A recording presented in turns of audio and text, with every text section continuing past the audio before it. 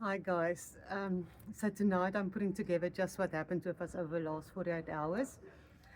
You've probably seen bits and snips that we had vehicle problem quite a bit. But so we started on woke up Friday morning in Chizarira. And beautiful morning, I'm not going to bother you with another nature photo. And then we got up, had a leisurely drive to the next national park, Matusadona. And probably halfway there, we hit a shallow pothole. It was probably 10 centimeters deep. It must have hit it on a wrong angle. And the left front wheel buckled.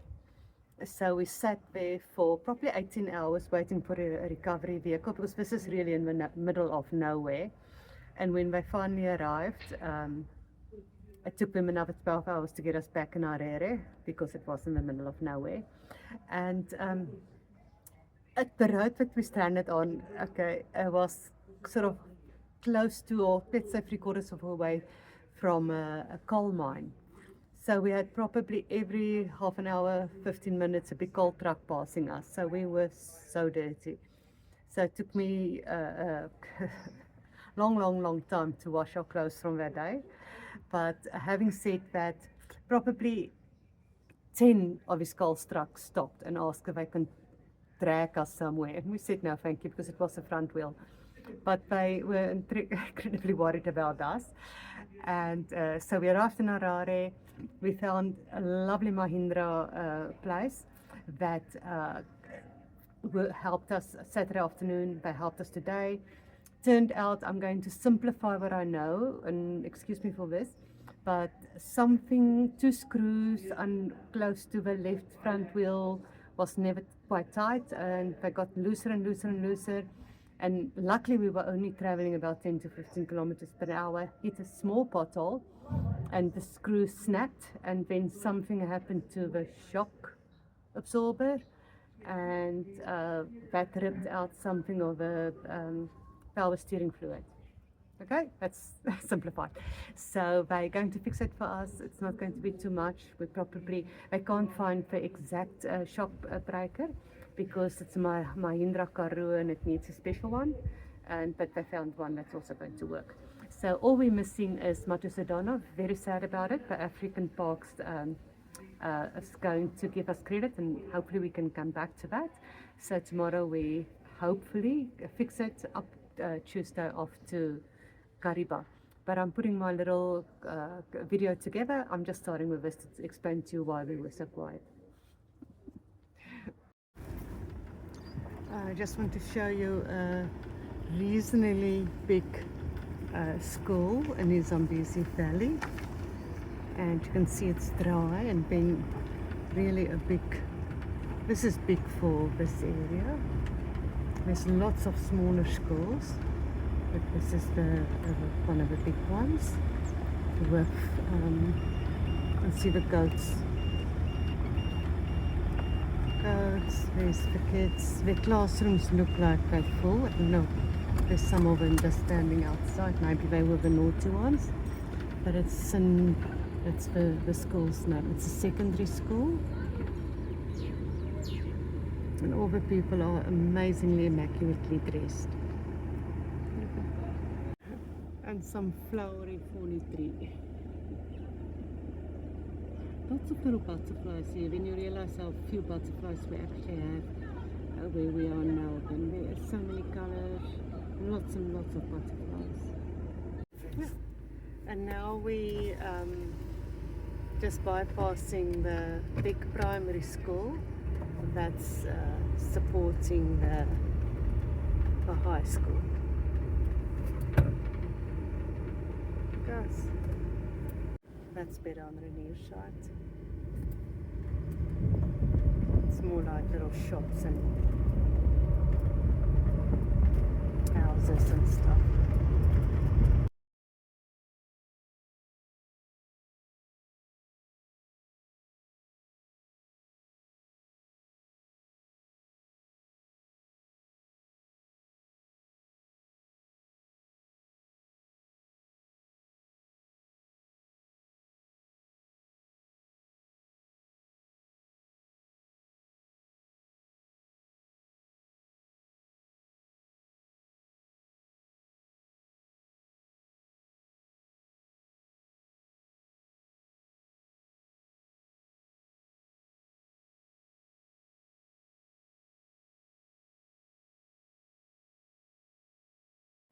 This is just a remnant of a past.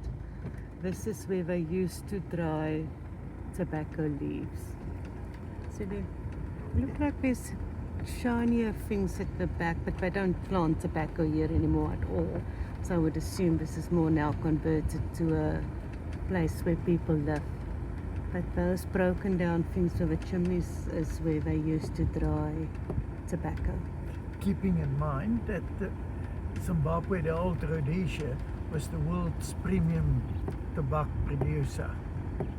Produced the best tobacco of the era when smoking was still not so badly condemned and before the demand is all collapsed. Now it's government administration offices. You can see the productivity all around here.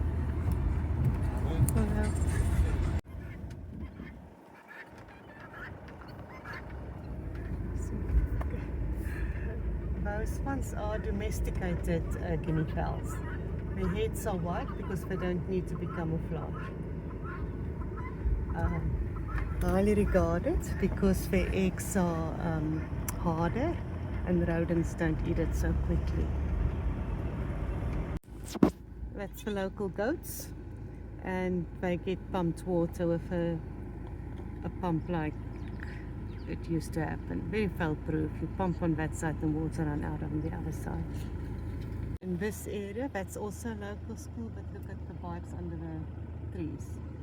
They still there. It's not too sandy, so they can use the bike. Look at all that bikes. Nicely under the shade. These are my favorite animals here. These little donkeys. They use them to make to pull the donkey carts. That's just a little baby. A fluffy donkey. And yes, they always do this. Another, oh, I love this one for the big horns. It's Nguni cattle. And it's getting warm now. It's nearly midday. And you can hear their bells.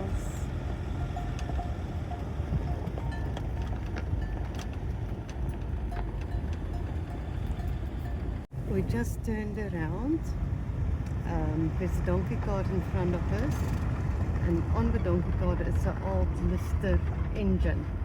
I wouldn't know what it is. Renee showed this is. For generate power. There's a little donkeys again. So yeah, they're going to generate something. They generate power. It's an alternator or generator that's been pulled by that. So some village is going to get power now. It's a bit sad to take this video, but we just had a bit of a mishap. We are trying to get a tow truck to come and help, and we'll keep you posted.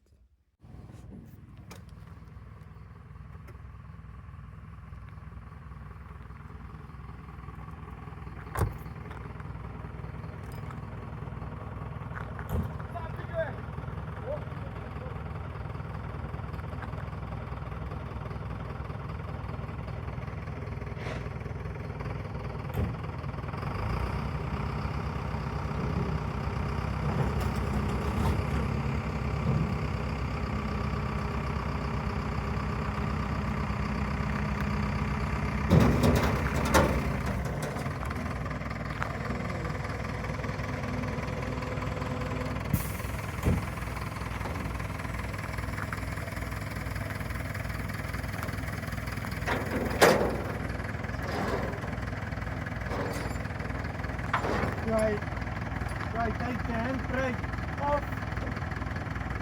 Yeah, but you have to be inside. I have to be inside. Yes. Okay. Handbrake off. Yeah, Neutral. you tap your neutral, then you tap your brakes, it will run. I will be directing you. Okay. You tap your brakes. Low. That's it. Comes here, then you.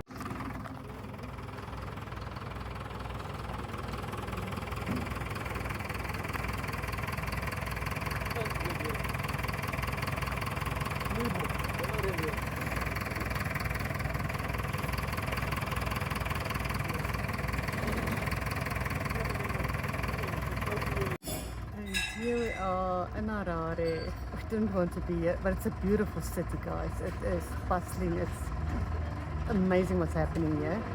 And there's my little Mahindra.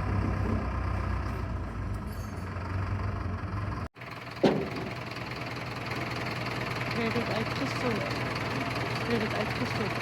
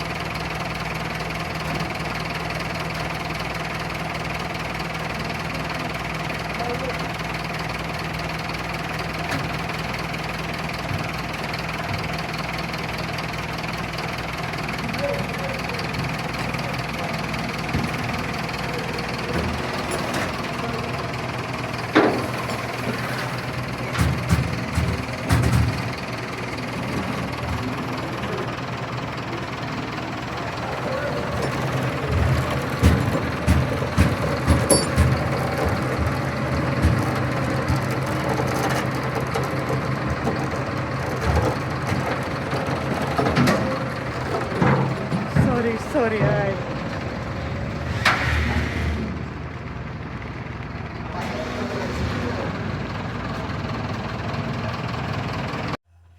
Good morning.